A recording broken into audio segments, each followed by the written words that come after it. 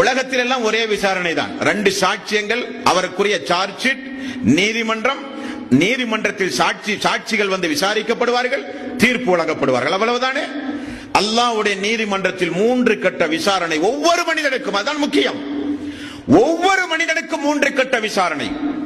நபிகள் நாயகம் ஸல்லல்லாஹு அலைஹி வஸல்லம் அவர்கள் கூறிய செய்தியை கொஞ்சம் கேளுங்கள் நண்பர்களே. முஸ்லிம் என்கிற தொகுப்பில் 5679வது நபிமொழி.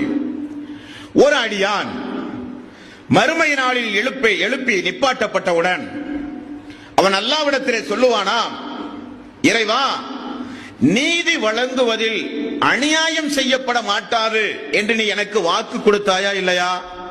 ஆமாம் என்பான் அல்லாஹ்.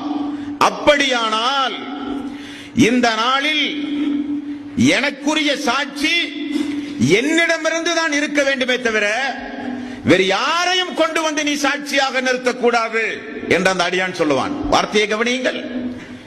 யாரும் எனக்காக வேண்டி சாட்சி சொல்லக்கூடாது. அல்லாஹ் இவன் அநியாயம் செய்தான், இவன் அக்கிரமம் செய்தான், இவன் அதை செய்தான், இவன் செய்தான், யாரும் வரக்கூடாது. நான் தான் எனக்கு சாட்சியாக இருக்க வேண்டும்.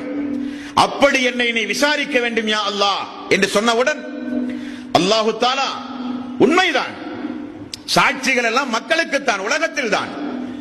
உனக்கென்று நியமிக்கப்பட்ட வானவர்கள் மட்டும் இப்பொழுது வருவார்கள்.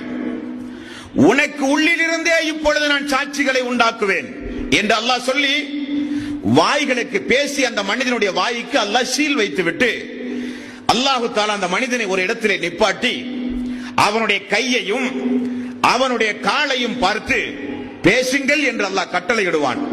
கைகள் பேசும், கால்கள் சாட்சி சொல்லும். அல்லாஹு தஆலா வாயில் உள்ள அந்த சீலை அகற்றி அவனுடைய கையோடு அவனுடைய காலோடு இப்பொழுது நீங்கள் பேசுங்கள் என்பான்.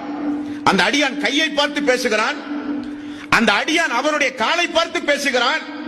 உனக்காக வேண்டி அல்லவா வாதாடினேன், நாசமாக போ, எனக்கு எதிராக சாட்சி சொல்லிவிட்டாயே என்று கையிடத்தில் அந்த அடியான் பேசுகிறான். அந்த கையும் காலும் அந்த அடியானை பார்த்து பேசுகிறது. அல்லாஹு தஆலா எந்த நாவை பேச வைத்தானோ அவன்தான் இப்பொழுது எங்களையும் பேச வைத்தான் என்று சொல்லுகிற ஒரு அபரிவிதமான ஒரு சம்பவம்.